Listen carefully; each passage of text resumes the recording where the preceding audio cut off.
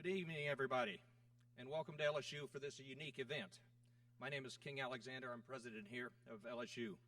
We're very proud to welcome all of you to campus and our candidates who will be debating tonight on perhaps one of the most important issues to Louisiana. Tonight's debate is the only one of its kind that will take place in Louisiana during the election cycle, and that is no accident why it's here. These conversations are absolutely vital to the future of our state.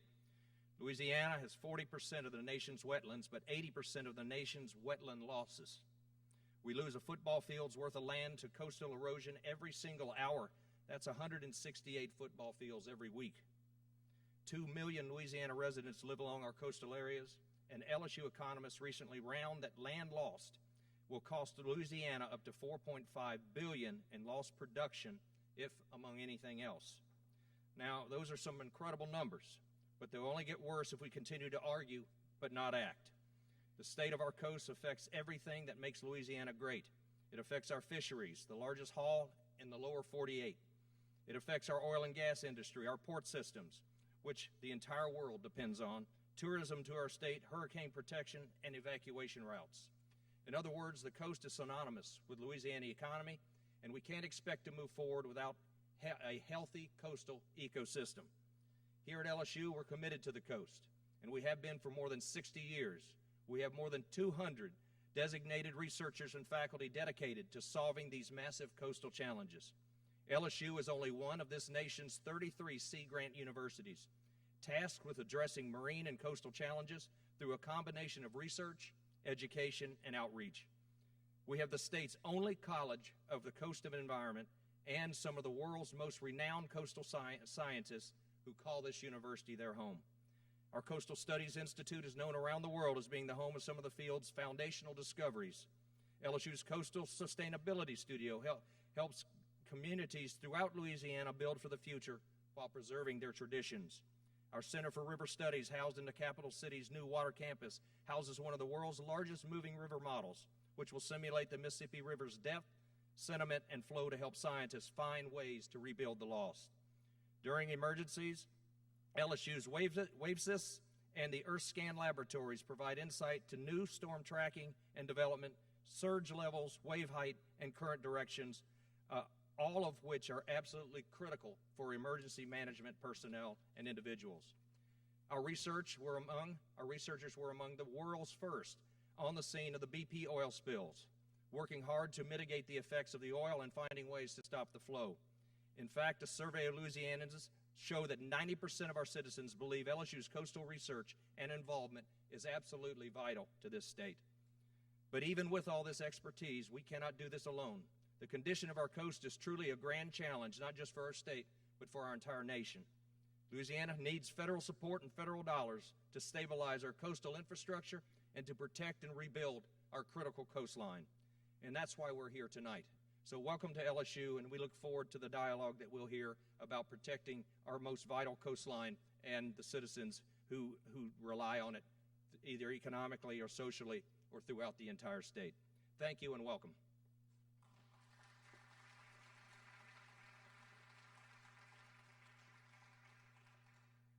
Good evening. I'm Kimberly Reyher. I'm the Executive Director of the Coalition to Restore Coastal Louisiana, or CRCL. Welcome to our second Coastal Issues Forum. This one focused on the 2016 Senate race. This is the first, and I believe the only time, that these candidates will come together to focus specifically on coastal issues. I'd like to thank Dr. Alexander and LSU for having us, for hosting. We appreciate the work of LSU, its leadership on coastal issues. I'd like to thank the candidates for joining us this evening, the 5 that we'll meet here in just a moment. We're very eager to hear their ideas and their plans, and we greatly appreciate their presence. And I'd like to thank our partners.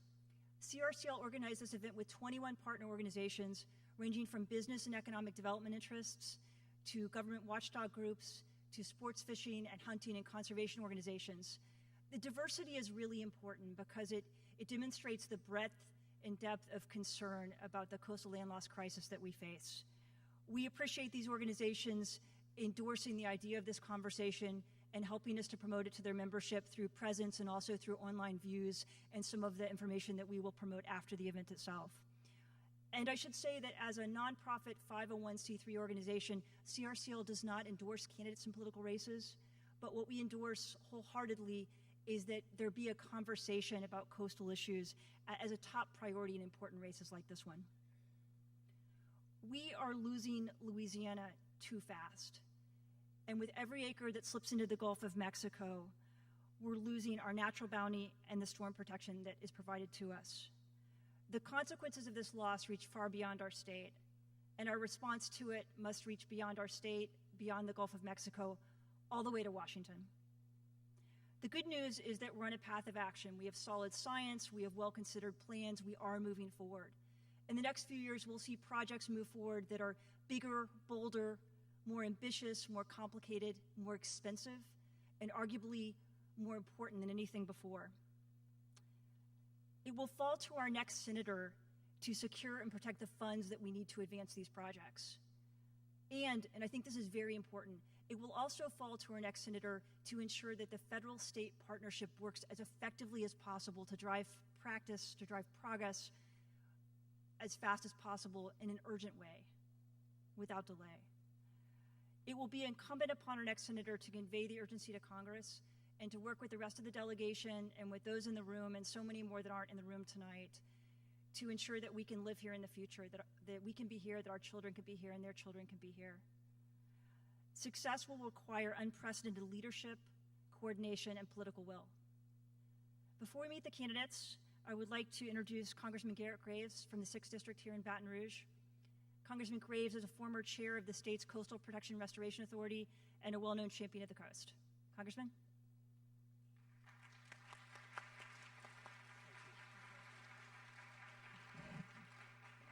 Good evening. I want to thank the coalition for hosting this event, and I want to thank LSU for opening up their facility.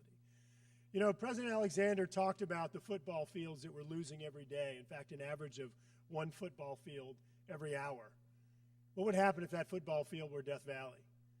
That's the trajectory that we're on. A study done by scientists affiliated with LSU years ago determined that the trajectory that we're on, the coast of Louisiana would be somewhere near Ascension Parish by 2100. That's something that really connects with us. Years ago, people saw our coastal problem, our coastal land loss problem, as something that only affected the environment, that only affected habitat. I heard many times over it was a birds and fish problem. It wasn't until Hurricane Katrina to when people realized how pervasive the problem was. You've heard over the last several months a number of fantastic policy ideas from these Senate candidates. Everything from education, foreign affairs, budget matters, economic development.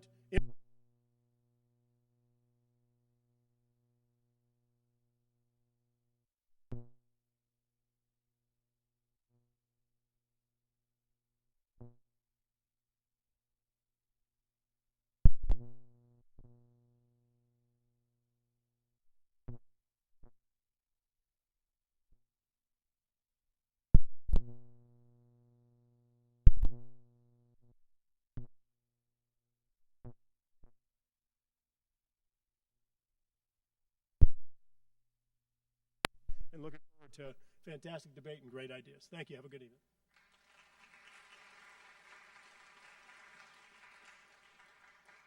Now I'd like to introduce our moderator for the evening, CRCL's Communications Director, Frederick. Thank you, Kim. And welcome to the first ever U.S. Senate Coastal Issues Forum. This evening we're solely focused on one issue. And that issue, of course, as Kim has mentioned and Dr. Alexander has mentioned and Congressman Graves has mentioned, has some far-reaching ramifications, not just to our state, but to our country as a whole. The overarching question for tonight is how will our next senator deal with restoration of coastal Louisiana and protection of coastal Louisiana at the federal level? Tonight's forum will consist of opening statements by each of our 5 candidates. They will then answer 7 carefully crafted questions, and of course they'll have a closing statement as well. The order for tonight's forum was determined by a random draw earlier this afternoon, but before we get started with our opening statements, I'd like to address something very quickly about how we're going to accommodate the other candidates that are not on stage with us tonight. As you probably know, there are 24 declared candidates for this open seat for the U.S. Senate. Of course, we couldn't have them all up here tonight because we would not be able to get to the substantive questions and answers that we'll be discussing tonight. But instead, we have offered each of the candidates an opportunity to answer the questions that we will be answering here tonight in either written or video form, and we will post those to CRCL's website at crcl.org by Monday, October 17th. We have a couple of those candidates in the audience with us tonight, and I'd like to introduce them if they will stand. Mr. Charles Marsala is here with us. There he is. And also, Mr. Donald Crawdaddy Crawford is also with us, and he's right there. So, gentlemen, thank you very much for being with us tonight. We appreciate it very much, and we look forward to hearing your answers at crcl.org. Now it's time to introduce our candidates for tonight. We start off with Public Service Commissioner Foster Campbell. Commissioner Campbell has served the people of Louisiana faithfully for 40 years. As a member of Louisiana's State Senate, he represented both rural and urban areas and was known as a tenacious fighter for public education, affordable utility rates, and coastal restoration. On the Public Service Commission, Campbell represents 24 parishes and nearly 1 million people. Campbell holds a degree in business from Northwestern State University at Natchitoches. He owns and operates 2 insurance agencies in Bossier City. He has 5 children and raises cattle with his wife, the former Gwen Wilhite, in Elm Grove in South Bossier Parish. Welcome, Commissioner Campbell. Our next candidate is Congressman Charles Bustani. Dr. Bustani currently serves Louisiana's 3rd Congressional District, representing Southwest Louisiana. A heart surgeon with decades of experience, Bustani received his medical degree from the Louisiana State University School of Medicine in New Orleans. Bustani serves as chairman of the House Ways and Means Tax Policy Subcommittee, where he is fighting to simplify the tax and reform the tax code. In Congress, he has consistently fought for coastal restoration funding, affordable flood insurance, and common sense regulatory policy supporting job creation. Charles and his wife, the former Bridget Edwards of Crowley, live in Lafayette. Congressman Bustani, welcome. Our next candidate is Caroline Fayard. Ms. Fayard is a New Orleans attorney and entrepreneur, running for the U.S. Senate as a champion of women's right to equal pay, a raise in the minimum wage, and equal rights for all Louisianans. Raised in Denham Springs and Livingston Parish, she is campaigning for a new generation of leadership to help move Louisiana forward. In the private sector, she helped launch GLO Airlines, a regional carrier connecting Louisiana to economic opportunity. She is a board member and past president of Louisiana Appleseed and serves on the board of evacueteer.org, the Louisiana Children's Museum, and New Leaders Council. Please welcome Caroline Fayard.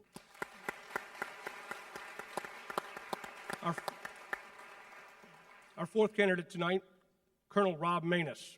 Colonel Maness made the decision at the age of 17, a 17-year-old high school senior, to enlist in the Air Force and serve in uniform as the country faced multiple crises around the world.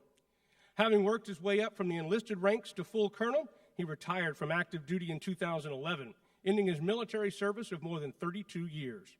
Rob has broad experience in the national budget process, national emergency response decision-making, law enforcement, and successful community relations with governments at all levels.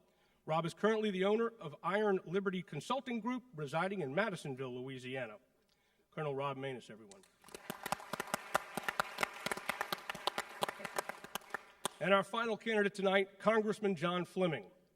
Dr. Fleming grew up in a working-class family, learning the value of hard work. John attended medical school on a Navy scholarship, then proudly served his country as a naval medical officer. Fleming then opened his Minden Family Care Center, 40 Subway restaurants, and now employs more than 500 Louisianans. John was elected to Congress in 2008, where he has remained firm to conservative principles, receiving outstanding ratings.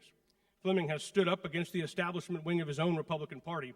Married for 38 years, John and Cindy have 4 adult children and 3 grandchildren. Let's welcome Dr. Fleming. And a round of applause for all 5 of our candidates who are here tonight. Thank you for being here. Now we begin with opening statements. Each candidate will have 1 minute, 45 seconds for their opening remarks. Candidates, please let me remind you that we're on a very tight time frame here tonight. We have a lot to cover, so please be mindful of your time. Once time is up, I'll give you an opportunity to finish your comments, your thought, and I will interrupt you if need be. Tonight we start with Commissioner Foster Campbell. Commissioner? Can you hear me? Good, good, good. First of all, let me say thank you for having this forum. I've been fighting for helping coastal erosion for years. You might want to say, well, why are you so interested in coastal erosion and in the environment? I live in Bossier Parish, one of the furthest north parishes in the state of Louisiana, but no one has fought harder than I have for the justice that we need to do for our coastal situation in Louisiana. I've been there 20 years fighting and fighting and fighting. And I'm glad I have, because I realize how important it is. I have the endorsement, and I'm very proud to say that I have the endorsement of the Sierra Club and over 20 other individuals that are leaders in the environmental community. I am a farmer. I live on a farm. I raise my kids on a farm. I'm very proud of that, and I'm a former teacher. I have been endorsed by Governor John Bell Edwards and 100,000 working men and women of the AFL-CIO. But not just to talk about coastal erosion. I want to make sure you know that I want to raise the minimum wage. I'm for equal pay for women, and I'm really for making college more affordable. I have 5 children, and I can tell you about 5 kids going to school. It's expensive. I've been a fighter in the legislature, unparalleled, on consumer issues and issues that face real people. And I know what I can do in Washington. My voice will be heard because I have the courage to get up and tell it like it is. There is a saying in North Louisiana, there is no wrong way to do the right thing. And I don't mind standing up and doing the right thing, and I have the courage to face the political heat and the special interest. Thank you. Commissioner, thank you very much. Next up will be Congressman Charles Bustani. Congressman? Thank you for hosting this. Is my mic on? Can you hear me okay? Yes, sir. Yeah. Thank you for hosting this. I really appreciate it. I'm glad to be here. Think about it for a minute. We live in a wonderful state. What state can boast of being centrally located on the Gulf of Mexico with one of the world's great rivers, the Mississippi River, plus additional rivers, the Calcasieu River with the ship channel there, the Atchafalaya, an inland riverine system, a system of ports that give us a gateway to the rest of the world and to the interior of the country. We're a leader in trade. 25% of our economy relates to exports, 1 out of 5 jobs. We're a leader in energy, and now energy exports with LNG and potentially crude oil exports now. We have a world-class agriculture industry, seafood. My God, we got it all. But if we do not preserve the coast, and we do not have adequate hurricane protection and flood control measures, all will be for naught. This is an existential issue for our state, a state that is vital for the rest of the country and this country's economy. I've served now 12 years in the U.S. House of Representatives. I've been through several WRDA bills. I've worked on hurricane relief with 4 different hurricanes, the flood relief recently. I can report to you that just last week, 12 years of work has now culminated in getting the Southwest Coastal Study finally authorized, a $3 billion authorization for Southwest Louisiana, something that's been long in the works because we didn't have a plan when I first took office there. I had to marshal this through 3 separate legislative processes. Now we have to fund these things. We have funding streams, and the key here is to have a senator who understands these issues. I represent a good part of the coast, and will fight and fight smart to get things done. Thank you very much. Thank you, Congressman, very much. Ms. Fayard. Good evening. I hope you can hear me. Yeah, thank you for having me here tonight. My name is Caroline Fayard. I want to thank the Coalition to Restore Coastal Louisiana for putting this together, as well as LSU and all of the partners that worked so hard. And I think the coalition is really the key word as we talk about the issues tonight. How are you going to have someone who's working hard with you as a partner at the federal level to address the absolutely urgent and existential threat of our disappearing coast? We have to restore our coast. We have to fix it. We have to make sure it's as resilient as the people of Louisiana. I grew up in Denham Springs, Louisiana. I lived through a flooding event in 1983, and certainly we are recovering today from the recent tragic flooding of just about a month ago. And I grew up going to the Lake Marpaw and Lake Pontchartrain Basin, where I fell all in love with the swamps and the bald cypress and the flora and fauna that makes Louisiana so special. But as I grew up, I learned more about our working coast and how important our hydrology, our dynamic changing environment is, not only to this economy, but also to, indeed, the entire nation. And we have to keep pushing these issues. And I promise to be your partner in the United States Senate to continue to do that, to work to build the proper relationships, and to always put the people of Louisiana and our coast first.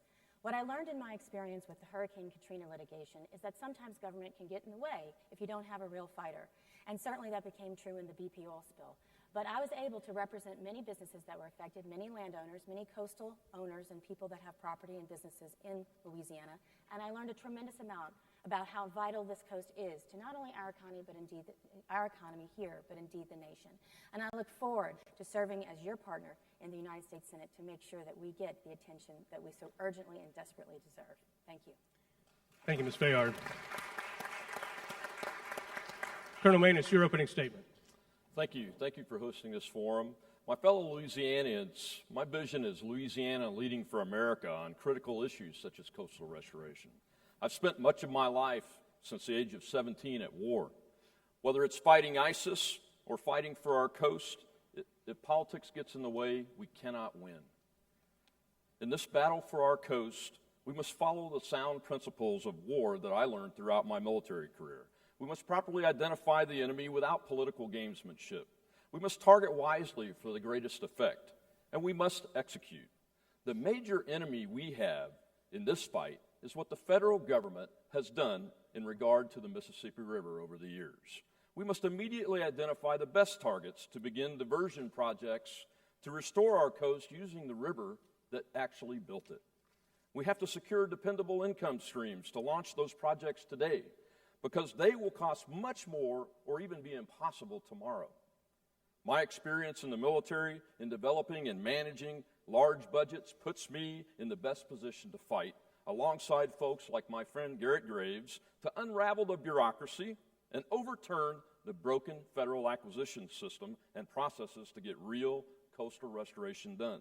Nobody else on this stage, including Common Core Kennedy, who is not here, has the experience necessary or the leadership skills to achieve the vision of Louisiana leading America to restore our coastline. Thank you, Colonel. Congressman Fleming, you're open. Yes, my name is John Fleming. It's great to be with you. And my background is I'm a military veteran, a physician for now 40 years, and also an entrepreneur. I've opened up a number of businesses over the years. I understand the economy, the effects of government on economy, what government can do that can hurt our economy, and what government can do to help our economy. I came to Congress in 2009. Ever since coming to Congress, I've been on the Natural Resources Committee, and for most of those years, I've been, and still am, subcommittee chairman for Water, Power, and Oceans. And under our committee's jurisdiction is, of course, fishing, marine fishing, as well as some coastline issues, rivers, of course, power, and many other things that affect us here today. There are major issues that I fought for. First of all, I support Go Mesa, even though that was passed before I came to Congress. There are attempts by this administration to take that money, and I support not only keeping the money for its use, but also lifting the caps. Also, there's been no one in this race or in this delegation who has fought more for flood insurance relief than I have, taken leadership roles and supported and voted for all of the amendments and bills that would lead to that. So that's a very important aspect of all of this. Also, while I was on Natural Resources Committee, we had the BP oil spill, and we were very much involved in that and how to prevent blowouts in the future. So I've worked on many of those things. And from that misfortune, we do have the Restore Act, which will provide some valuable funding for the purposes of today. So I look forward to our discussion. Again, I have very strong background and history in this issue, and I'm happy to work on it with you as your next U.S. Senator. Thank you. Thank you, Congressman Fleming. Thank you all for your opening statements. We now start the question and answer portion of our forum. You will each have 1 minute, 15 seconds for each answer to each of the 7 questions. Congressman Boustany, we'll start with you. And here's our first question. With money from the BP settlement, the Restore Act, and the Gulf of Mexico Energy Security Act, or Go Mesa, coming online next year, our state has funding streams of approximately $12 to $15 billion identified to invest in our Coastal Master Plan for the protection and restoration of our coast. However, we still need tens of billions more to secure coastal Louisiana. Please tell us what strategies you believe are viable for securing the billions in additional funding we need, and what you will do as a U.S. Senator to move those strategies forward. Congressman Bustani. Thank you very much. I was there when we did vote on Go Mesa. I was a co-sponsor and led the House effort to get this passed. That was the first time in 50 years that a Louisiana delegation was actually able to open the door, get a crack in the door to get revenue sharing in the Gulf of Mexico. What we need to do now is expand on that by lifting the cap and also expanding areas in the Gulf where this revenue sharing will be beneficial and will accrue to Louisiana. The Restore Act is another one that I co-sponsored, worked very hard to get. The money's precious. We have to make sure we use these resources to the best of our ability with good accountability, ruthless accountability, to ensure every dollar is spent wisely in a very cost-effective way with sound science. We need to reauthorize the QIPRA program, which has been so important in southwest Louisiana before the authorization of the Southwest Study, which is going to happen at the end of the year. The House and Senate both have versions. I'm the author of that legislation. I took it from scratch now to law. We have to raise the cap. We really need to be good stewards of money, and we also need to be sure that the dedicated state funds are not diverted. We need to make sure the state legislature and the governor and future governors don't move that money off, because that's going to be very vital so that every precious dollar goes to sound science on our coast. Thank you. Thank you, Congressman.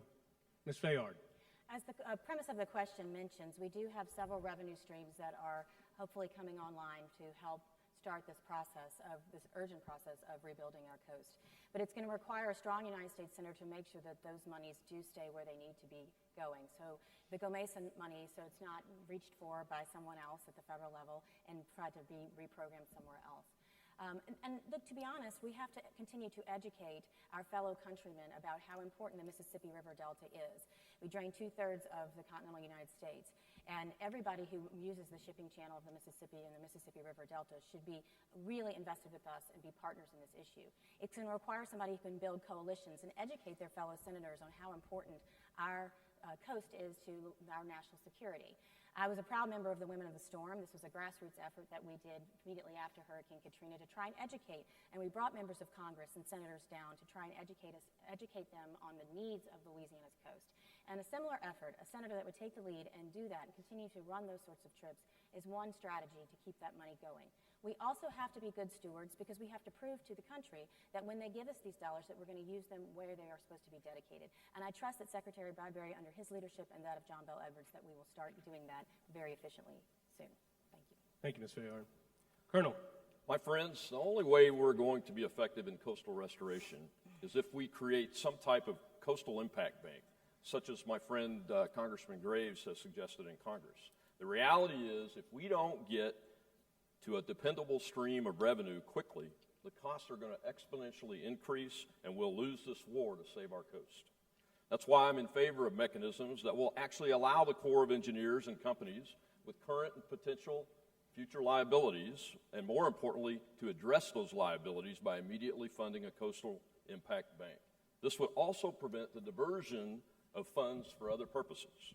Many smart folks have developed a wonderful master plan for our state, but the $12 to $15 billion that we can count on is inadequate, and it will be wasted if a steady additional stream of revenue is not found quickly.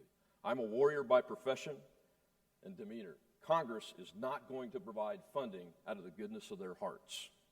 I'll lead the delegation to make sure they provide the funding as a national energy security issue, which is clearly what this is. Our vision of Louisiana leading America will restore your coastline. Thank you, Colonel. Congressman Fleming. We're looking at about $13 billion from Go Mesa out in the future over the next 35 years. And I got to tell you, politicians, they can't help themselves. They've got the sticky fingers. They want to get in it. President Obama has already wanted to take money out of it and put it into a slush fund. We may have local and state governments who try to tap into that. So we've got to be very disciplined. On the other hand, there are arbitrary caps, and I have supported Senator Cassidy, or then Congressman Cassidy, and also Congressman Landry in 2012, both who had bills that would raise the caps to as much as $750 million, or even as high is $835 million. So it's important that we keep that healthy. Also, the Restore Act, money coming from that as well. We need to continue that, and we need to support that. We also need to work with our industry partners. The oil and gas companies and shipping companies and so forth, I think we should talk to them about help on this. I think they have a vested interest, and I think they're willing to help. And certainly, I support the WRDA bill. I've supported it all along. We just passed WRDA from the House. And there are many more things that we need to do. But we've got to pull together in Louisiana to be sure that we protect this revenue and we begin protecting our coastline in a serious way. Thank you, Congressman. And last for the first question is Commissioner Campbell. Our coast is certainly a national treasure, but our leaders broke a lot of trust. Bobby Jindal took money away from coastal restoration and put it into other projects. That was wrong. David Vitter wasn't the easiest guy to get along with. I know I served in the legislature, and it's not, if you don't have someone that can get along with people in Washington, it's hard to be effective. You know, Mr. Fleming just said maybe the oil companies ought to have a little bit to do with it. I think that's a good idea. If they tore up 30% of the coast, maybe we ought to ask them to fix what they tore up. That just makes good common sense. We need about $50 billion in a good coastal master plan. And I am a guy that will stick to my guns. I know how to fight, and I know how to make deals with people in Washington or whatever we have to do to get along to try to get help for the state of Louisiana. I've been doing it for 40 years. I'm the only one to ever create a $1 billion trust fund. They talk about trust funds. I created one for education out of the tobacco settlement. I understand how to work with other people. I work with the Republicans and Democrats to get that done. I know how to go to Washington. I have the experience. I have the heart to get something done to help coastal restoration. I've been doing it for 25 years. I'd love to go to Washington and make some speeches about what's right and what's wrong and how we need help in Louisiana. Thank you all for those very thoughtful answers to our first question. Our next question revolves around harnessing the power of the river to restore our coast. Ms. Fayard, you will have the first crack at this one. Science has confirmed what people have long suspected, that there is no hope of restoring our coast without harnessing the power of the river to build land. We need a coordinated effort by federal agencies to align with state and local stakeholders if we are to make the target of breaking ground on our first major land-building river diversion by 2020. As Senator, what actions would you take to help ensure this target is met or exceeded, and how would you go about creating a sense of urgency amongst the federal agencies involved? Thank you for that question, Jimmy. Urgency is absolutely what's desperately needed. We have a master plan, it's been mentioned already, which is excellent, and people are trying hard to implement it. But what good is it if we can't implement it and implement it quickly to stay on target? We know that dredging alone is not enough and that we must rely on diversions and harness the power of the river. However, we have to streamline permitting and get all of the federal agencies that are required to be at the table on the same page and working in the same direction. And that comes down to leadership. It comes down to pulling everybody together and keep pushing and having the energy to continuing to champion our coast. It also requires a good working relationship with all of the agencies, oftentimes at the secretary level in Washington, D.C. And so that requires having an ability to rely on those relationships in the White House, have respect for who is in the White House, and be able to push our issues forward and build the coalitions that we need in order to cut delays and make sure that we break ground on time, on target, and start the business of restoring our coast immediately. Thank you, Ms. Fayard. Colonel Manus. You're darn right urgency is needed. I've already had great discussions about the importance of the survival of the Louisiana coast and how important it is to our national security with folks that are going to be on Donald Trump's transition team. I'd secure an early meeting with the new president and our delegation to launch the diversion project as an immediate national energy security need. I'll be honest with you, though, I'm not willing to consider a plan B in the event Hillary Clinton's elected, folks. If that should happen, we'll be fighting a war with the White House every day just to keep some semblance of our state alive. I believe Mr. Trump will greatly assist us in removing the Corps of Engineers' ever-present obstructionist position to get this done. Even if we have to sacrifice other good projects to get the Mid-Barataria diversion project underway in 2017, we must do that.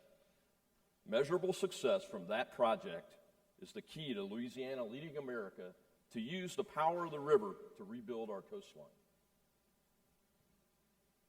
Thank you, Colonel. Congressman? Okay, yes. 2020, that's barely over 3 years away, so we've got to get to work with it. I think immediately after becoming senator, my plan would be to meet with the Army Corps of Engineers, the EPA, other federal agencies, other stakeholders, and we began planning this and planning it very carefully. Also, there was an amendment on the WRDA bill that I supported, voted for, that would streamline the red tape.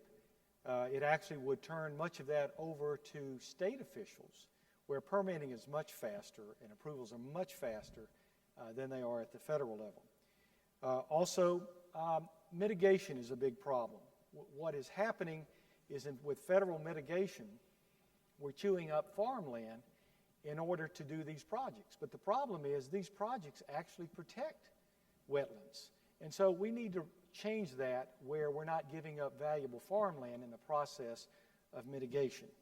And again, lastly, but not leastly, we should work with our partners, including the oil companies and other industries, shipping industries, to work with us and help us in all of these, and I think it'll be a beautiful partnership. Thank you, Congressman. Now, Commissioner Campbell. I think by harnessing the power of the river is probably a good idea. I think that the Corps of Engineers shares some of the problems that we've had with coastal erosion, and by working with them and coming up with a plan, it's a good idea. I'll do everything I can do to make that progress go further. And it's time for us to stop talking about the problems and let's start talking about some actions. The money that we get has to go in the right places. It has used the smartest ways, and it has to be accountable. And we have to watch politicians with different ideas. I think this has to be a top priority. I know it will be for me. It has been for years, even though I told you I live in North Louisiana. And I don't mind asking hard questions to the Corps of Engineers and keeping them on point. I think that's very, very important. I will watch them like a hawk, and I will not let them forget what they have to do to help us in Louisiana with coastal erosion. Thank you, Commissioner. Now, Congressman Bustani. Thank you very much. The 2012 Coastal Master Plan calls for diversion projects, and we know there's some on the books now, including the Mid-Barrett Area Sediment Diversion Project. We have two in the 3rd Congressional District that actually worked, the Atchafalaya and the Wax Lake Outlet, and they're working very, very well. We know these work. We have to strike the right balance, obviously, between business and these projects and so forth and the industries that are affected. But I'll tell you this, in the 3rd Congressional District, I've been doing what everybody just said, meeting with the Corps on a regular basis, holding them accountable, pushing them on permits. I've had extensive experience with this at all levels, including some of the other agencies. I would also say that as a heart surgeon, I know about urgency, and I also know about ruthless accountability.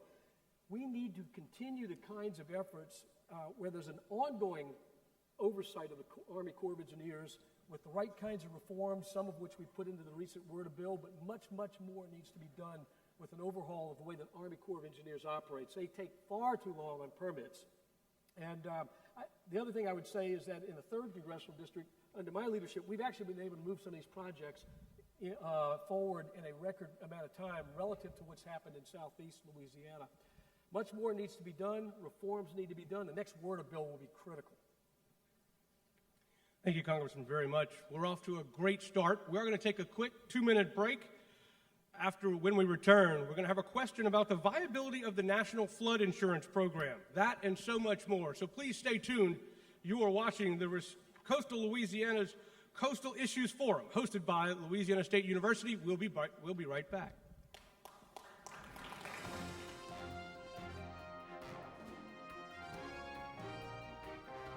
Louisiana oysters, salty, sweet, and delicious. But have you ever thought about what happens to all those oyster shells?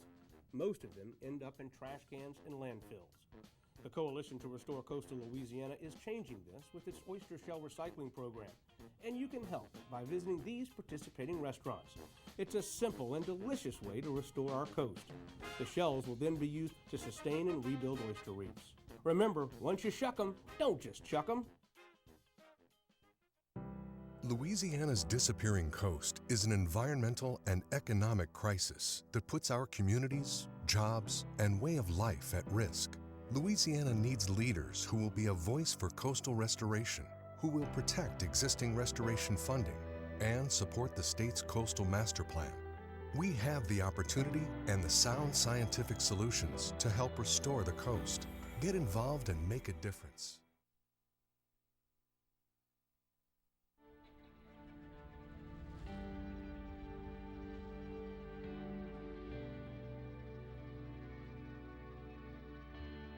We're at the forefront of tackling today's largest environmental problems. Here in Louisiana, our livelihood, homes, and our economy are tied to the environment. Louisiana is a major producer of the nation's energy supply and seafood industry. LSU develops solutions grounded in science, using the latest tools and technology to prepare and educate the next generation of coastal stewards.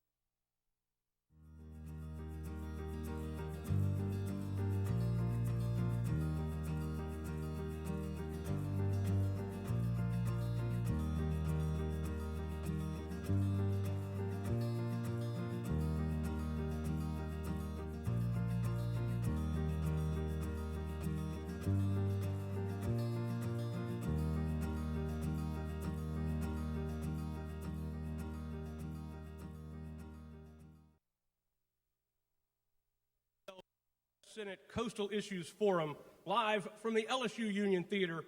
My name is Jimmy Frederick, and we are joined by 5 candidates vying to be your next U.S. Senator. They are Public Service Commissioner Foster Campbell, Congressman Charles Bustani, Mrs. Caroline Fayard, Colonel Rob Maness, and Congressman John Fleming. So glad that they're with us tonight. Let me remind you one more time, candidates, each answer is 1 minute, 15 seconds. You guys are doing great on that. For question number 3, we will start off with Colonel Maness. Thank you. Well, Sorry, Colonel, I'm going to read the question for you real quick. I know you got them. I know you're on top of it. Always fighting forward. I got you. I was going to talk about Foster Campbell for a second. I was looking forward to that. As plainly highlighted during the recent flooding, awareness of flood risk and availability of affordable, sustainable flood insurance is critical for Louisiana. What will you do in the Senate to increase awareness of flood risk, ensure the effectiveness of the National Flood Insurance Program, and advocate reforms you think are necessary to keep the program viable? Now your turn. Thank you. Well, Foster keeps reminding us that he lives in northern Louisiana but cares about the coastline. I lived in northern Louisiana once, but I now live in southeast Louisiana, and the coastline is our entire state's lifeline, and Mr. Campbell is exactly right about that. But there's a big misconception that flooding is a coastal issue. The reality of our recent state and nationwide flooding proves that that is not correct. That is something that Louisiana leading America can correct through better education. Additionally, every federally insured mortgage should require flood insurance at an actuarially fair premium rate. The concept of not being in a flood zone is greatly misguided. As we just learned in Louisiana, only 20 to 30% of property owners that are exposed to flood risk hazards purchase flood insurance, and there are 2 ways to correct that. We need stiff, non-negotiable fines and penalties imposed on financial institutions that fail to require flood insurance coverage for those mortgages on properties in flood zone areas or allow those policies to lapse. And we must end the archaic acceptance of flood zones determined by the incompetent Corps of Engineers so that property owners can realize the need for flood insurance and their actual risk. Crony capitalism is also a problem, and bureaucratic inefficiency is destroying the program. Colonel, I'm going to have to interrupt you on that one. I apologize. Thank you very much. Thank you. Congressman John Fleming. Yes, very important. And flooding, we had flooding last spring in North Louisiana, historic levels, and of course historic levels, 1,000-year levels in South Louisiana. And it's more important now than ever. As you know, there was flood insurance reform several years ago, and one of the technical factors we found was that the premium increases were going to skyrocket, unknown and unpredicted. And so we went to work on that, and I was one of the leaders of that process, writing letters, co-authoring letters, signing on to other letters, and also voting for 2 very important initiatives. One was an amendment, and more importantly, the Grimm-Cassidy Act, which led to a moratorium and a grandfathering of the increased rates. However, that's going to expire next year. We got to go back to work on that and make sure that we protect homeowners and business owners from flood insurance rates that are impossible. But we need to do other things. FEMA is requiring 500-year flood levels, which are just impossible for us to support. It's too expensive to do.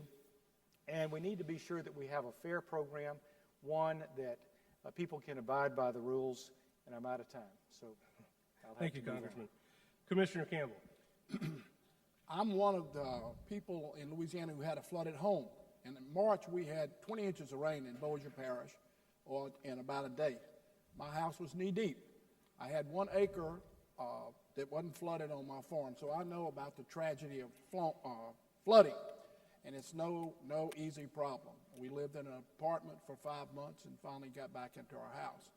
Let me just give you some practical problems with flood insurance. First of all, we got to have it because the banks are going to require it and they won't build any houses. And if you don't build any houses, the economy goes into a tank. That's practically what we got to do. We got to have it. It's got to be affordable. Next thing is, I don't know if you know this, but if you buy flood insurance, you got to pay it all at one time. You can't structure it out like you do homeowners. And then also, if you have a farm or you have other buildings, you've got to insure every building separately, not with a blanket policy like you can have on homeowners. Flood insurance is important. It's going to be more important.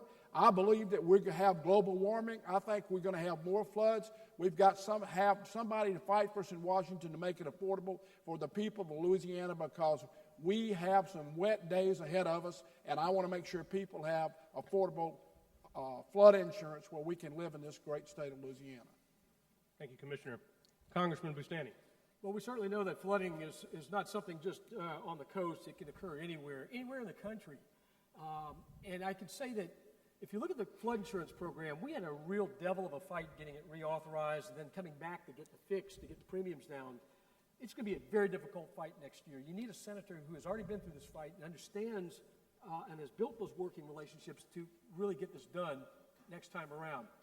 The problem with the flood insurance program is we only have 5 million policyholders across the entire United States. The risk is not spread. We've got many areas that are prone to flooding where flood insurance is not in place. 25% of those policyholders are in Louisiana and Texas, and most of them are in about 5 states. We're going to have to get that risk spread. We need to bring real actuarial and statistical methods to bear, including reinsurance, ability to issue bonds, using private market tools to make this program much more sound. And finally, the flood map problem is something I've had extensive experience with down in the coastal area.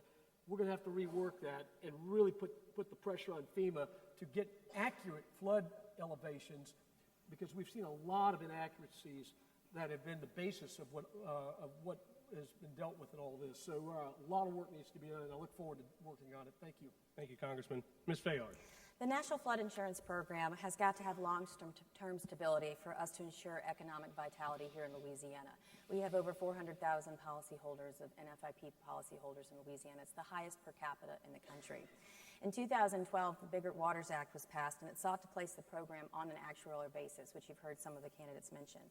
However, this led to skyrocketing premiums for folks. And we had a fix called HIFIA that was enacted that takes us through September of about 18%, capping annual costs at 18%. And that's what we have to reauthorize to keep sure that costs are being held down. We also have to make sure that grandfathering stays in place so folks aren't priced out of policies. And we have to pay attention and make sure that we are being accounted for changes in the mapping. So when a levee is built, it's actually counted on FEMA's flood maps, and it can help reduce rates. But also importantly, thinking towards the future, the National Flood Insurance Program was actually founded sometime around the 60s. It's an antiquated program in the way that it's processed and sold. It's sold through local insurance agencies, and there's a tremendous amount of processing cost, about 30% on average, that goes to the insurance agency that sells the policy with no risk. We can do better. We have technology and innovative applications and things that we could streamline that process and lower those costs and pass those savings on to the consumers. Thank you very much, Ms. Fayard. Our next question deals with that huge IOU we were talking about earlier that's about to be called in by the federal government. Congressman Fleming, you'll have the honor on this one. Okay. Following Hurricane Katrina, the federal government invested more than $14 billion in the hurricane and storm damage risk Reduction System, or HISTRIS, to protect New Orleans and the immediate surrounding area. The protection made Greater New Orleans insurable and enabled the region's sustained economic recovery. Normally, a state match is required for a federal project, but because of the unprecedented dimensions of this catastrophe and the fact that the state was broke, Congress proceeded with the work and allowed the state to, in effect, take an IOU for the required match. That IOU has now come due for the state, which will soon have to begin making annual payments of some $100 million to the federal government, money that could instead be put to use saving our coast. As Senator, what would you do to address this situation, and do you advocate for loan forgiveness? Well, let's go back to pre-Katrina. Remember that we knew for a long time that the levees were not adequate, that the diversions were not adequate. We knew that one day, the experts had predicted one day there would be this huge megastorm that could put New Orleans underwater, and lo and behold, it happened. And look at the cost that we've had to recover. Still, New Orleans is recovering. Had we invested those dollars earlier and had better protection, higher levees, stronger levees, and so forth, we would not have. So it's important that we have made those investments. I'm glad we finally did. But we've got to continue investing and improving these. However, what we can't do is just simply throw that cost to the debt and deficit. At $20 trillion of national debt, we have to do something that's going to work. And those something could be the following: workout loans, improved interest rates, perhaps some grants along the way that would help work down the balance, and help us get up back on our feet as a state, because we're still reeling from Katrina, and we're certainly reeling from our own budget deficits. So we do need a workout, and I think that that's a doable thing. We need to make those investments so we don't have to pay this huge price once again. Thank you, Congressman. Commissioner Campbell. I support the Protection and Restoration Authority resolution that was passed on the 21st day of September. They're asking for some time to pay this off, or some forgiveness, or some help, or a waiver. I support that. Louisiana is so important to the rest of the world. We are the gas station of America. All the oil and gas that's fallen off our coast, 90% of it comes right up through the state of Louisiana. And boy, there's been a lot of wear and tear. And we've done a lot of good for people in Kansas, Connecticut, you name it, Michigan, and all the other places. So we need some special help down here. As a senator, I will do everything I possibly can to work with the governor and get these payments where we can afford them, or get some of them excused, but help this governor who is trying to balance this budget with a tough, tough time. I would help him. I want to go to Washington to be his partner to turn this state around and get us back on the road to prosperity. Thank you, Commissioner. Congressman Bustan. Thank you. I was there after Katrina, and of course during the negotiations to get this flood system in place. It covers 5 parishes, 350 miles of levees, flood walls, 73 non-federal pumping stations, 3 canal closure structures with pumps, and 4 gated outlets. It's a very expensive project. And the fact of the matter is, there were very clear terms that were laid out for that negotiation, and it was difficult to get to those terms. Now, we have a state budget problem. We also have a budget problem at the federal level. It's going to be very difficult. I'm just going to be point blank honest. It'll be very, very, very difficult to get complete loan forgiveness on this. I do believe we can work out the terms, spread this out, amortize it further along. We can actually probably get maybe some delay on the interest payments, given the particular problems we've got in the state right now. I just don't think loan forgiveness, 100% loan forgiveness, will be realistic given the current political situation and budgetary situations we're seeing in Washington.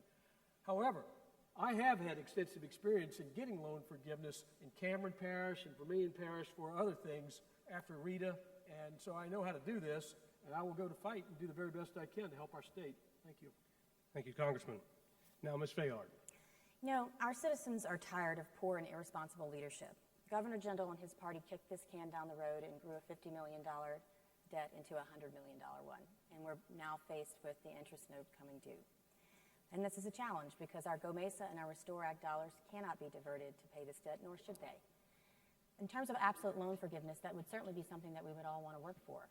However, it's going to be hard to deliver on that promise when we're going to know, by virtue of the questions and the answers you've heard tonight, that we're going to have to go back to the federal government in order to help close the gap between the funding we have coming in and actually fully funding the master plan. So what can we do? Well, one solution that I have in mind is that we can try to get Congress to give credit to us for the money that we use through the Restore Act and the Go Mesa dollars as a good down payment, good faith example of us doing right with the money and restoring the coast. And hopefully they'll give us some level of an offset. And I agree with the governor's team who make the point that our state coastal dollars are protecting a $14 billion federal investment. And this is the case that we must sell to Congress. It's going to take strong, principled leadership in the United States Senate to get this done. And I'm ready for the challenge. Thank you, Ms. Fayard. And finally, Colonel Manus. I want to point out one more thing about the National Flood Insurance Program. I promise I won't go over my time on the current question. Crony capitalism and bureaucratic inefficiency is destroying this flood insurance program, and realistically, over 40% of all premiums are spent on private commissions and administrative costs. That's the facts. This dollar should be going to reduce rates and insure losses, not to line the pockets of insider commissions or to support the bureaucracy. And to the current question, the very fact that Washington, D.C. would call this loan forgiveness really enrages me, folks, and it should enrage you too. Katrina was a man-made disaster. The Corps of Engineers needs to ask for our forgiveness for causing such death and destruction, and they should pony up to pay for it. Hell yeah, I insist that Washington, D.C. not add insult to the death and destruction they caused Louisiana by sending us a bill to pay. That's really all I have to say about this insane proposition that we would face a bill to pay for the limited projects this Corps of Engineers has managed to complete for us. As a matter of fact, the project we're talking about was supposed to be finished in 2011 and was not, so they don't even deserve to be paid in full. Thank you. Thank you, Colonel. Now it's time to tackle a question about oil and gas. We are back to the top of the rotation, so Commissioner Foster, you will start this round. Governor Edwards has taken a stand and seeks a legal settlement to force oil and gas to contribute to the restoration of the coast. Others believe that oil and gas is but one culpable stakeholder and should not be singled out in such a way. What are your thoughts of engaging oil and gas and or other coastal stakeholders in the fight to save and restore our coast? And as Senator, what suggestions would you have to change the dynamic of this stalemate? Amen. I think the governor's absolutely right. I've been saying this for 20 years. Nobody sitting out there tonight would let somebody run through your yard and tear your yard up without asking them to pay for it. But that's what we've been doing in Louisiana. You know why? Politicians with tap dancing shoes on. Incredible. Didn't have the courage to ask the oil companies because the oil companies write big checks and they didn't want to ask them to fix the coast. That's simple. We had a guy here tonight got up and made a speech about coastal erosion.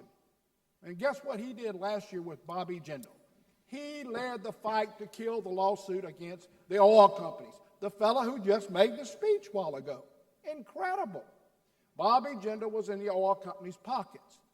They ought to pay for what they've damaged. Pure and simple. Pure and simple. If they've damaged 30%, pay for it. I'm going to make a prediction. When we call them all to the table, they know they've had a problem. They will settle this. It'll be a good settlement. We want the oil companies to stay here. We want the jobs, and it will happen. We just needed a leader to call them to the table and tell them, boys, we're having a party in Baton Rouge, and you're invited. That's all we needed to do. Thank you, Commissioner. Congressman Bustani. Let me be very, very clear. We're not going to litigate our coast back into existence. That's really not the solution. And the fact of the matter is, yes, the oil and gas companies have played some role in this through the permitting process that was in existence at the time. And if they violated existing law at the time, yes, they are liable. But others are culpable, including the Army Corps of Engineers and other entities. So what we need to do is look at every level of involvement, government and non-governmental, as to what happened with this, and not just simply dole out punishment without the real facts behind this. I've introduced federal legislation just recently that would help us find a pathway to dealing with this in a reasonable way. This is going to take leadership. This is not going to take, simple casting aspersions about who's at fault without having the real facts on all of this. We need to understand the real basis of what's going on and tailor solutions. We're not going to litigate our way back into this. We need real science and real solutions. And if we chase away the industry that has helped us grow this economy, we cannot solve this without revenue sharing and the other things. So I would issue real caution about chasing away the companies that are so important for the economy of the state. Our economy, our environment, and our energy sector can go hand in hand together. Thank you, Congressman. Ms. Fayard. So it occurred to me while I was sitting here that I actually, I think, am for once the only lawyer on the stage. So, which is ironic when you're running for a political office. But, and it may be somewhat unique what I'm about to say here. It's very easy for politicians and people to say, let's sue, let's just sue. But I'll just have to counsel you all the way I would counsel my clients, which is litigation is expensive, it's costly, it's time consuming, and there's no guarantees. On the BP oil spill, we're still working through the details of that settlement. We're still waiting on Restore Act dollars. We're still waiting on natural resource damages assessments. And we're still waiting for several people, businesses and industries that were harmed to be made whole by virtue of the settlement. That was in 2010, 6 years down the road, and we're still waiting.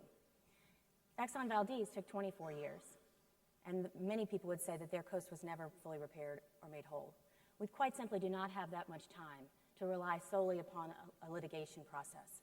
So as your United States Senator, I'm going to focus on what it is that I can control, which is making sure that the dedicated revenue streams that we fought so hard for over the years stay where they need to go, and working together to build coalitions so we get our coast working again and healed.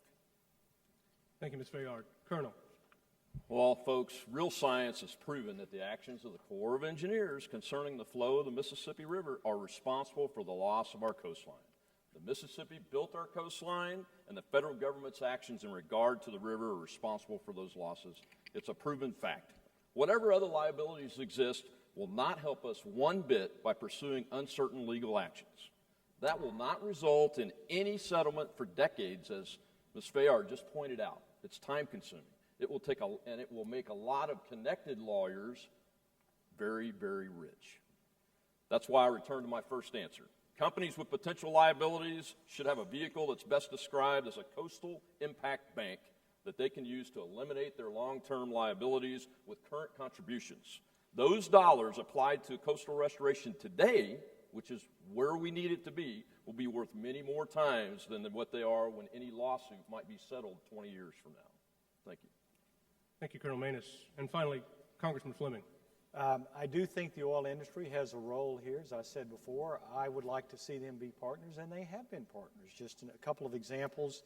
One oil company gave $1 million grant to start the oyster shell recycling program.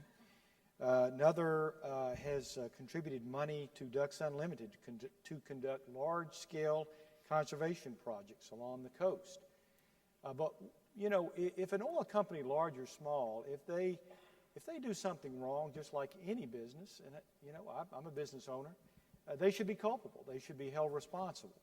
Well, what I don't agree with is liberalizing the law so it becomes a legal casino where companies can just be sued and companies that no longer exist and people who haven't been in the business for years can be sued. That is all nonsense, because what it does is it destroys the economy, it destroys the jobs, and ultimately we're going to continue to see our population and our economy not grow, and we'll remain at 49 and 50th in every category. So it's important that we become good partners with those who can help us and those that may be able to help us with the revenues that they bring in from oil companies. Thank you. Thank you all for those thoughtful answers. We've made it through 5 of our 7 questions, and we're learning a lot about a lot of different topics. Doesn't get much easier from here, however, I'm afraid. Up next, we're going to turn our attention to climate change, but first we have a quick 2-minute break. You're watching the Coastal Issues Forum presented by the Coalition to Restore Coastal Louisiana and hosted by Louisiana State University. We'll be back right after this.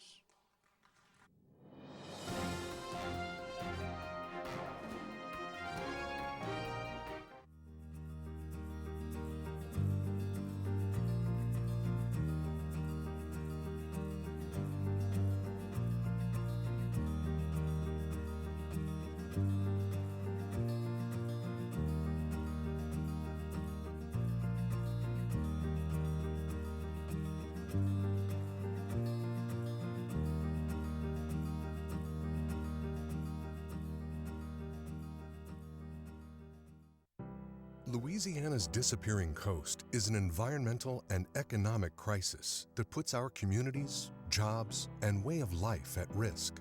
Louisiana needs leaders who will be a voice for coastal restoration, who will protect existing restoration funding, and support the state's coastal master plan.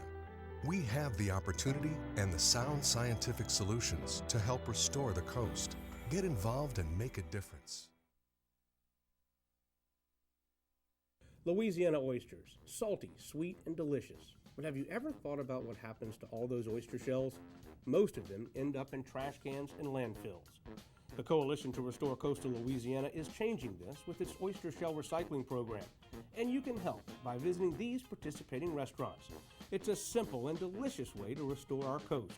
The shells will then be used to sustain and rebuild oyster reefs. Remember, once you shuck them, don't just chuck them.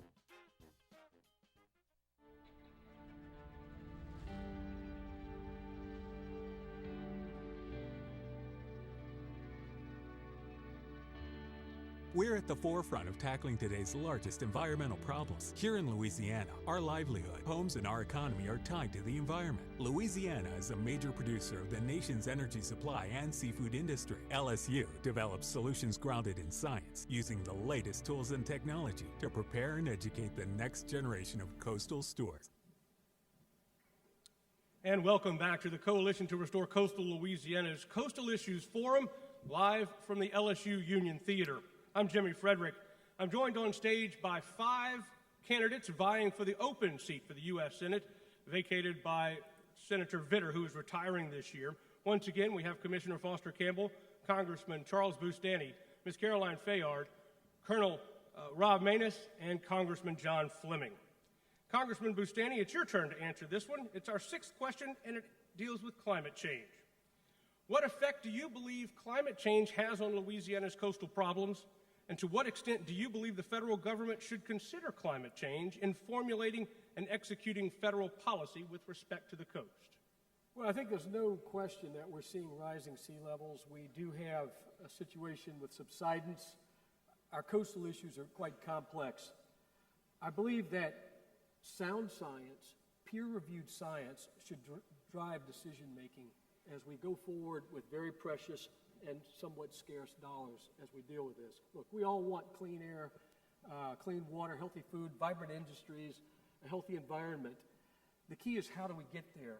And if we allow layers and layers of bureaucracy, delays in permits that really obstruct our ability to deal with our coastal issues, let's just cut through all this and understand that it's got to be based on sound, peer-reviewed science. Period. And I think we can solve it. And then, those of us who are going to be elected and working in the U.S. Senate and the U.S. House will work to get the dollars to try to make this happen. As I said earlier, Louisiana can take great pride in understanding that good environmental policy can go hand in hand with good economic policy and good energy policy. Thank you. Thank you, Dr. Boustany. Ms. Fayard. So climate change is real. It's just based on simple science and facts. From high school, I remember carbon dioxide and methane. They trap infrared heat from the sun, and that's a fact. And we can measure that the glaciers are melting and that our seawater temperature is rising. I mean, October used to be a month that we would associate with fall. We have a massive hurricane that's now churning up the coast of this country. So I think there are definitely some things that we need to be paying attention to going forward. And granted, federal policies right now are pushing for a 500-year storm protection, but we all know that realistically here in Louisiana we will not be able to comply with that. But what we can do is learn how to live with water responsibly and try to set goals that are achievable. And in recent years, there's been a fair amount of federal funding aimed at resiliency programs. And in fact, New Orleans has received one of the largest grants as a result of these programs. So if we have a balance and we don't allow government overreach, but we are smart about the science, dealing with climate change can actually be a positive for Louisiana because we can have employment growth in our water management sectors, resiliency-related jobs, and better position ourselves for the future, but also continue to educate our country on the best ways to prepare us for our changing environment. Thank you, Ms. Fayard. Colonel Maness. These political talking points can be something else on both sides of the aisle, can't they? Climate change has always been with us, and it will continue to be with us. In 1 minute, though, I just don't have the time to fight the Al Gore climate change profiteers. I can't help you there. But if we're going to fight for our coastline, and we are, let's not get stuck on stupid, and let's address what matters, sea levels. Sea levels have been rising, and the current trend we expect is that they will rise some more. We need to fund projects that are based on tomorrow's sea levels, not today's, or we will make wasted investments. Projects started today must be designed with the year 2030, 2040 sea levels in mind, or I will not support them. Thank you. Thank you, Colonel. Congressman Fleming. Yes, look, any scientist in geology will tell you that the Earth has cooled and warmed over the eons long before we had the first combustion engine. And there's still a debate and a controversy over what effect does man have, and certainly the use of fossil fuels in that. And this is not the arena to discuss that. But here's the point. We all want clean air and clean water. And I don't know of anybody who's against that. But what I don't think we should do is tax carbon and damage our economy and make the problem worse.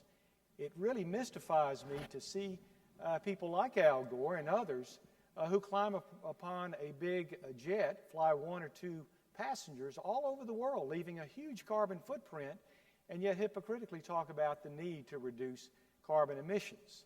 So we just need to use sound science and use common sense in this, and of course use whatever mitigation factors we can to protect our coastlines. Thank you. Thank you, Congressman. And Commissioner Foster. You know what they left out here? Real simple. They said we have climate change. Nobody said it was man-made. That's the difference. It was man-made. You know we have climate change, and it was man-made.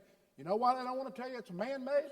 Because big companies make a lot of it, and they don't want to point the fingers at the big companies. Not only just big companies. We have it. 19 out of the 20 most prominent scientists in the world say we have it. The Pope says we have it. We have it, and we've contributed to it. Like it or not, we have climate change, and men have contributed to climate change. Pure and simple. Thank you, Commissioner. Well, we've come to our final question now. As Kim mentioned in her remarks earlier, solving Louisiana's land loss crisis will take unprecedented leadership, coordination, and political will. This next question, gets right to the heart of that matter. And Ms. Fayard, you're up first. With sea level rise and subsidence contributing to the loss of sediment-starved coastal Louisiana, it may not be possible to save all of our coast. Some areas may prove to be costlier to save than we can afford. What are your thoughts on these hard choices? And as Senator, how would you reconcile your duties as a fiscal steward to our finite resources against allocating them to areas or even communities that might be too challenging or costly to save? Well, thank you for that question, Jimmy. You know, it's true. We're going to have to make some hard choices if we don't get to work sooner rather than later on restoring our coast. And we can't afford to keep electing leaders that will kick the can of coastal restoration down the road or pursue self-serving policies that don't begin the tough investments that we need for our coast. Communities like Fort Jackson and Ile de Jean Charles that have been in the news lately, when people are being relocated, or they just simply don't exist anymore. They thrived a generation ago, and now they're gone. But truth of the matter is that as your senator, it's my job to go out and get the funding needed to restore our coast under the master plan. And that's the best job that I can do for you. Because if I get that done and help work in a partnership with you, we won't have to make these hard choices in the future. We won't be faced with picking winners and losers. And that's where we have to be aligned. We have to all pull together to make sure that we're working in the same direction to get this job going, stay on target for our timelines, and never lose the sense of urgency that the people of Louisiana feel every day as they watch their coast and their way of life disappear. Thank you, Ms. Fayard. Colonel Manus. Thank you. This is a very difficult question because it involves real people and real communities. A real master plan, a real strategy of war, which this is, must accept realities, however. As someone who's planned for war for many years and had to make really difficult decisions prioritizing resources in multiple crises, this is an area which I have vast experience.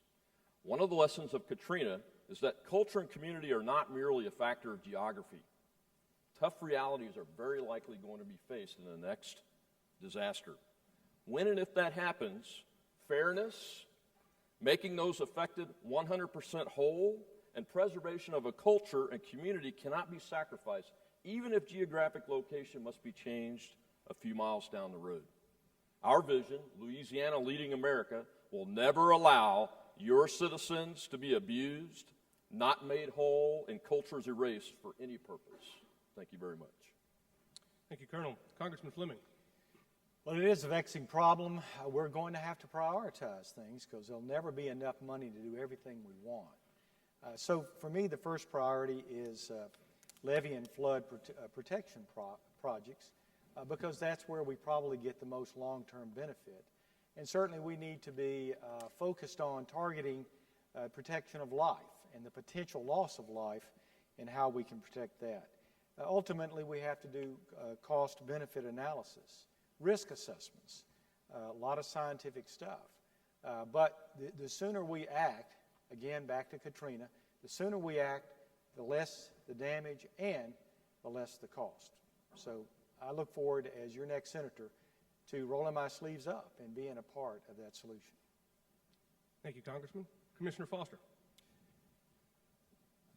We have to make sure that our process of what stays and what goes and what project is valid and what's invalid has to be as non-political as possible.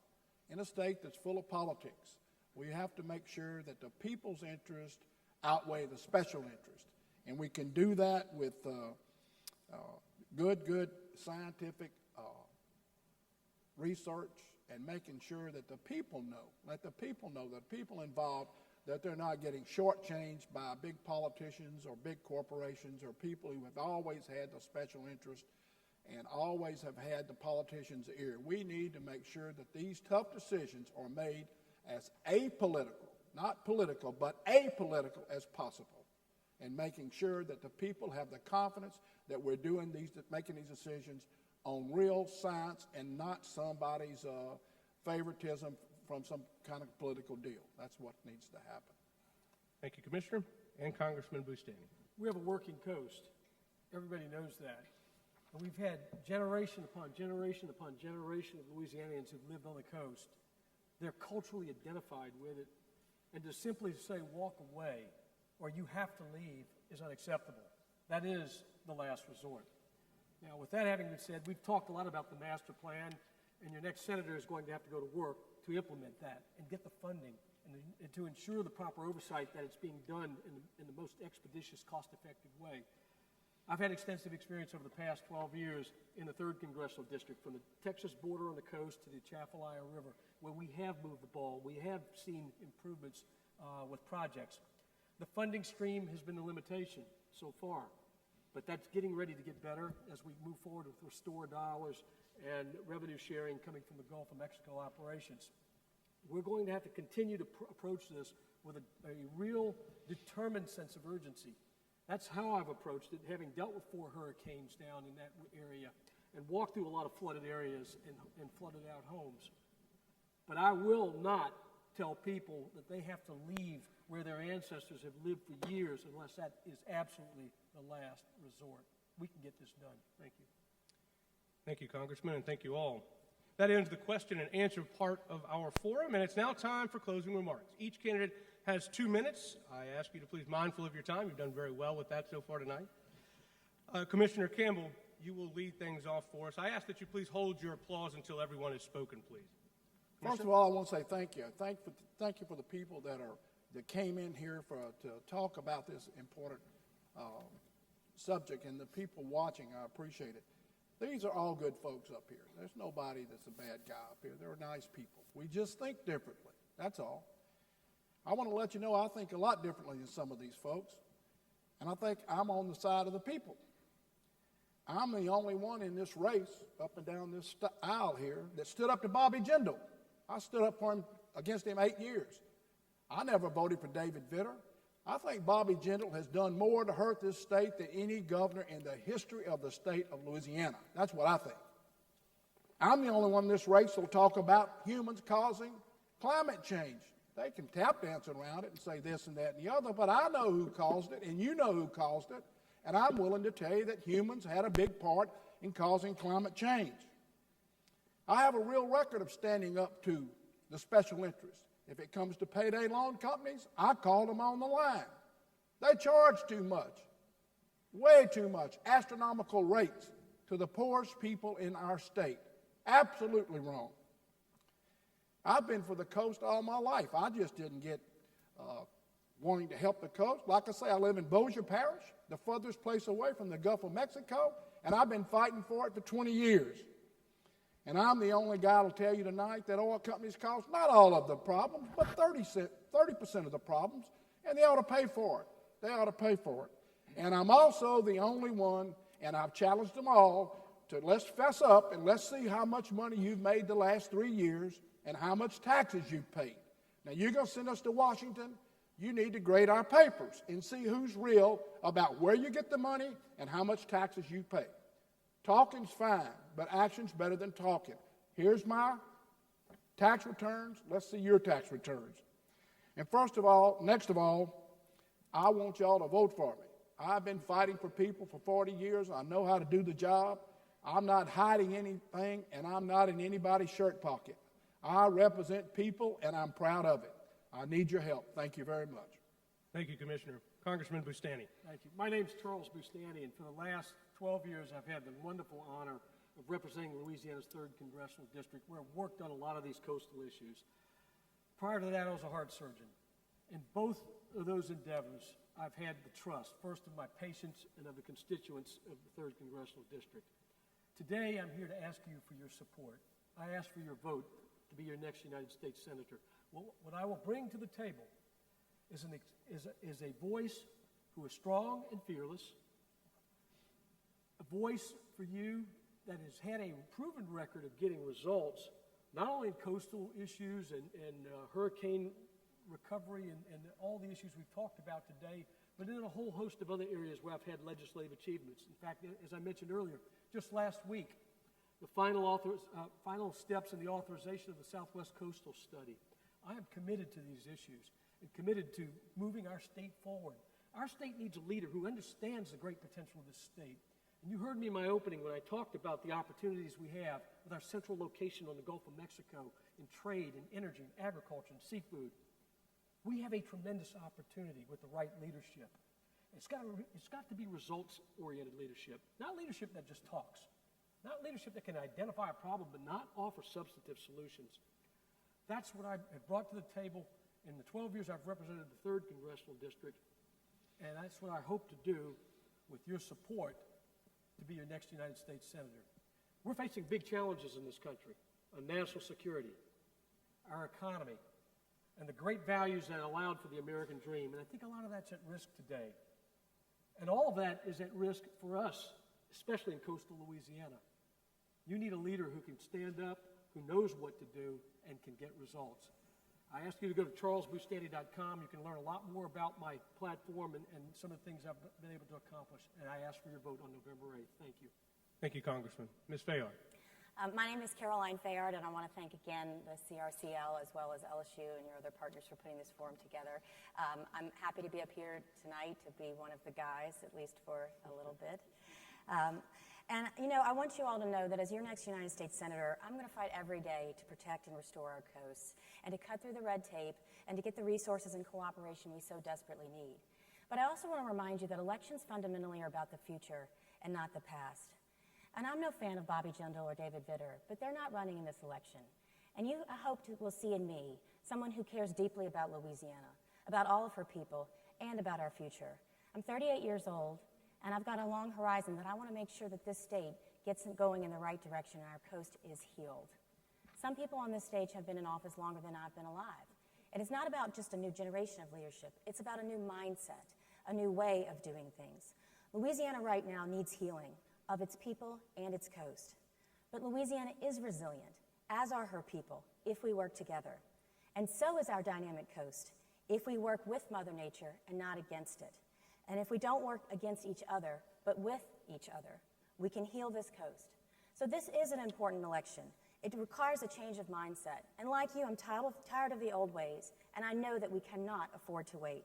So I'm asking you tonight to join with me together to build a new coalition, one founded on science and the wisdom of experience, and a shared desire to see Louisiana, all of its people, and her working coast to be healed, restored, resilient, and most importantly, well-positioned for the future. Thank you very much. Thank you, Ms. Fayard. Colonel Manus. Thank you. Well, I'm retired Colonel Rob Manus, and I'll tell you what, I'm not going to cast aspersions on Foster Campbell for leaving my generation with this coastal mess after spending 40 years in elected office, and I'm not going to cast aspersions on Governor Jindal for leaving us high and dry. We've got too much work to do, folks. Our vision of Louisiana leading America in critical issues like our coastal restoration is clearly superior to any other approach you've heard tonight. I'm going to use my vast experience and leadership skills earned through decades of real-world budgeting, planning, and decision-making to guide our delegation, work with my friend Congressman Graves, and establish the Coastal Impact Bank immediately so we will have a dependable revenue stream to start the Mid-Barataria Diversion Project next year. I will also use my skills, every one of them, and effort to address the flood insurance inadequacies at the federal level while keeping political games out of the process for all of us. Thank you very much for inviting me here tonight to this forum and to you all for showing up and listening. Before I ask for your vote, I'm going to tell you what, ladies and gentlemen, I'll release my tax returns because I'm not one of the millionaires at this table, and all four of these folks are, and Mr. Kennedy is too, and I've been kept out of the LPB TV debate because of it, and I'll show you that I'm not a millionaire by releasing my tax returns, and I challenge every candidate in this race to release their tax returns immediately. Amen. I humbly ask for your vote so our vision of Louisiana leading America can have the most impact and help Donald Trump make America great again. Thank you very much. Thank you, Colonel. And finally, Congressman Fleming. Well, my name is John Fleming, and it is great to be with you tonight. I know this topic is not sexy, but it is important. And as Subcommittee Chairman on Natural Resources, this is something we deal with every day, and it needs a lot more work. Look, folks, I grew up in a working-class home. My dad wasn't a doctor. He worked for the power company. My mom was disabled when I was 5.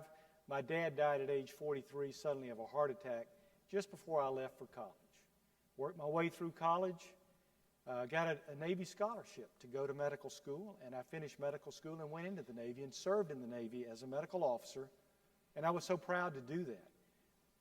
But then I came back to the Louisiana area after getting out of the Navy, set up a medical practice, and then started a group of businesses, which I still have 500 employees, more, in fact, than that today. I have to provide services, I have to provide health care coverage, many aspects of things.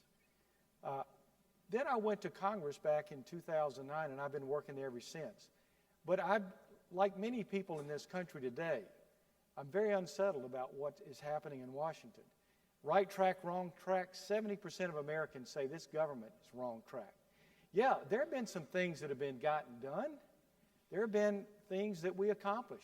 But I have to tell you, most of them have not been good. We've had some very poor results. If that weren't true, then we wouldn't be on the wrong track, as Americans say. I've been working against the establishment, Democrats and Republicans, working to get them to get right with the American people and listen to them once again, rather than listening to the special interest. I would appreciate very much your vote for me as U.S. Senator so I can go to the U.S. Senate and end the control from the special interest and the establishment parties. Thank you. Thank you, Congressman Fleming, and thank you all for your thoughtful answers here tonight. I think we all appreciate the hard work that you guys have done here tonight. Our next senator faces many important issues, and coastal land loss is among the most critical. Without bold science-based action and true commitment to coastal restoration and protection, Louisiana will continue to disappear. We hope that this evening's forum has been enlightening and certainly informative. I want to take an opportunity to thank Dr. Alexander and Louisiana State University for all of their hospitality. I also want to thank Congressman Garret for his commitment to coastal Louisiana, and our 21 partners who signed on to ensure that this conversation happened, and it's such a vital conversation. A special thanks also goes out to Restore the Mississippi River Delta for helping us make this streaming and television production possible. And of course, I want to thank our candidates for being here with us tonight and taking the time. With that said, again, I want to thank our candidates, and I want to thank all of you for being here as well. I'm Jimmy Frederick, and on behalf of the staff and the Board of Directors for the Coalition to Restore Coastal Louisiana, I wish you a great night.